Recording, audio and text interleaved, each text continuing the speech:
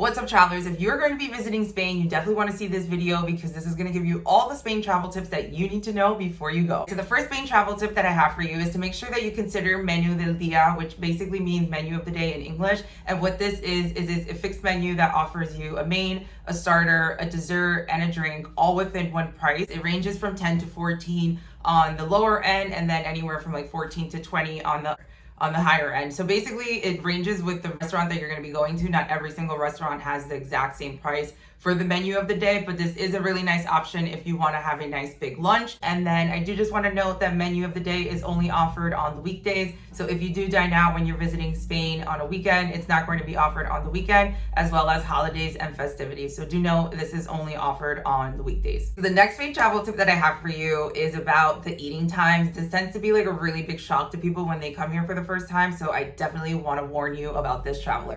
All right, so the meal times in Spain are: breakfast is usually around 8 to 11 a.m. Lunch is around 1 to 4 p.m. Merienda, which means snack in English, is around 5 to 7 p.m. And then dinner is usually around 8 p.m. as late as 11, even 12. So it is definitely very different compared to America. From where I am from, we usually have dinner around like 7 p.m. So I was actually very shocked when I found out about this. So this is something you definitely want to know because you might be having bigger breaks than you anticipated when you're traveling in Spain. All right, so the next Spain travel tip that I have for you piggybacks off of the eating times, but it's more about eating. And I wanted to mention that you should definitely consider eating big meals when you are in Spain. Spanish culture is very different when it comes to like snacking in America, and they tend to have longer breaks when they're eating. So you definitely want to have a very big lunch specifically because that's like the most important meal of the day here. You'll notice if you do go out for breakfast in Spain, it's usually like toast with tomato and like an orange juice, or like a yogurt and a juice. It's nothing really super hectic. Like in America, you have a pretty heavy breakfast. I'm from the East Coast, so you got bagels and stuff like that. But then outside of that, like here, it's just very small. So you're not gonna find a ton of different like big breakfast options, but you will find, something to hold you down until lunch, and then lunch you will be held down until dinner. And then dinner, if you aren't interested in eating that late, make sure that you just find a restaurant with a kitchen that's open all day, which is my next Spain travel tip. Spain travel tip is for those travelers who are not interested in dining out so late. And basically this Spain travel tip is to look for restaurants with a kitchen that is open all day. This is known as Cocina abierta todo el día in Spanish. And so basically you can look this up with the place that you're going to. So for example, let's just say you're visiting Madrid. I would search Madrid best restaurants with Cocina abierta todo el día. And so obviously you're going to get some options. You're not going to get a ton. I do want to note that because that's just the way Spain is. A lot of restaurants do close in the middle of the day, but you will find a few and some handful options that will hold you down in case you really don't want to dine out so late. So this is definitely an option for those travelers who do not want to dine out so late. Main travel tip is about merienda, and if you are interested in snacking around 5 to 7 p.m., make sure you consider going to a bakery. This is known as a panaderia or a pasteleria, and this will have some baked goods that will definitely hold you down for your before your dinner. And so basically you can get like an empanada or like a croissant. That's usually what I like to get, but when you are there you can select whatever you like, and this is just a nice option in case you get hungry. Next Spain travel tip that I have that is super duper important is to consider expanding your horizons outside of Madrid and Barcelona. I mean, these cities get so much hype, and rightfully so. They are beautiful, but I personally really don't think you need to be in them for more than a day or two.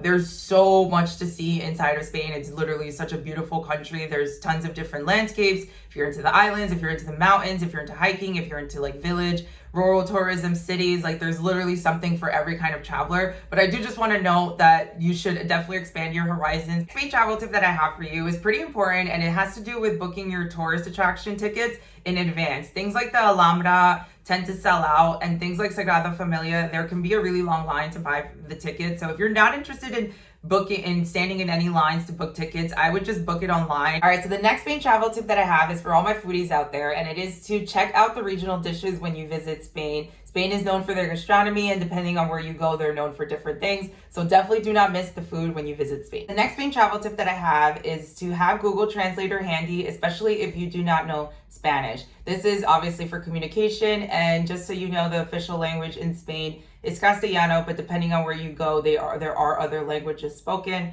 For example, Basque in País Vasco, and then there's Gallego in Galicia. So there's different languages depending on where you go, but at the end of the day, the official language is Castellano. It does sound like Spanish, but it's definitely their own thing. So if you do know Spanish, obviously this will help you, but you will notice if you do know Spanish that there are different words in the language that might not sound familiar and that are used in a different way. You can think of this like how UK and US speak both English, but they're different dialects and they're, different words that people use there. All right, so the next Spain travel tip that I have is to make sure that you look into making reservations once you find a place you'd like to eat. Although walk-ins are welcome, they are limited, and reservations in most Spanish restaurants are highly prioritized. And you don't really want to be walking around anywhere trying to get a spot to eat when it's like prime lunch time and things are limited and you're hungry and you don't know where to go. So definitely try to make a reservation of a place that you like to eat at. For example, if you visit Barcelona, Spain, I would look into the best restaurants that are there, especially if you are a big fan of dining out, because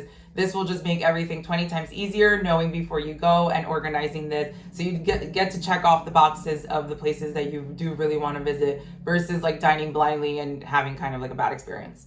The next main travel tip that I have for you is to consider using public transportation if you're in any Spanish cities. This means using like the metro and the bus. This public transportation in Spain is relatively really good. If you're not like on an island, it's even better.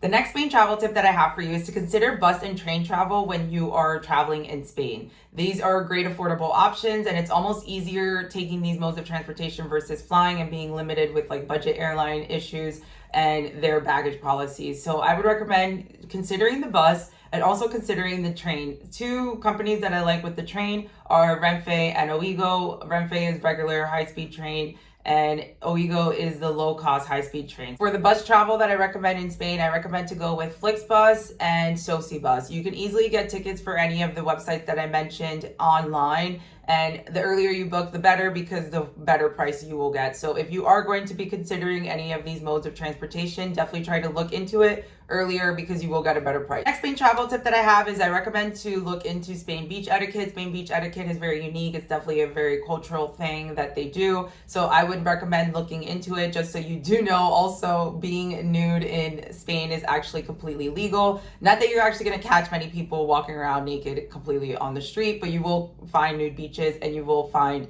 some type of nudity on some beaches sometimes. So if that's something that makes you uncomfortable, make sure you look into this before you go, because that is something you definitely want to know if it is going to make you uncomfortable. All right, the next main travel tip that I have for you is to note that siestas are real and there is a break in the middle of the day for all kinds of businesses. Whether it's a print shop, a bakery, or a restaurant, there will be majority of businesses that do close in the middle of the day for that potential siesta. Not everyone actually takes a nap. Some people just try to enjoy it as a work break before they return back to work and finish up the day. But it is a thing that most businesses do close for in the middle of the day. So you will note that like bakeries and something like a print shop will close around maybe like 2:33, and then they'll reopen again at 5. So restaurants close from 4 to 8, and then businesses usually close from like 2:30 to 3 to 5. So do note that that is a midday break that is widely respected in Spain, and that's something to just know in case you're interested in doing certain things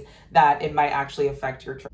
The next main travel tip that I have for you is to consider a travel-friendly bank account before you arrive in Spain. Although most places do accept cards, if you do have to take out cash, the last thing that you want to do is to get charged an arm and a leg for it. So consider a travel-friendly bank account. My personal favorite that I love and is bomb.com is Charles Schwab. I've used them for like over 5 years and I have zero complaints. I recommend them to everyone, even if you're not a traveler, because they don't charge you for ATM fees outside of your bank. So basically you get reimbursed when you do get charged at the end of the month, which is so fire. Like, tell me another bank that does that, because none do. So anyways, outside of that, super travel friendly. If you are going to be using a bank account that you would like that can give you this, I would recommend Charles Schwab. So definitely consider that. And I will leave a link in my description where you get like $100 if you deposit a certain amount. And if you're interested, you could just check that out in the link in the description. Next main travel tip that I have for you is about the August summer break. So I do just want to mention that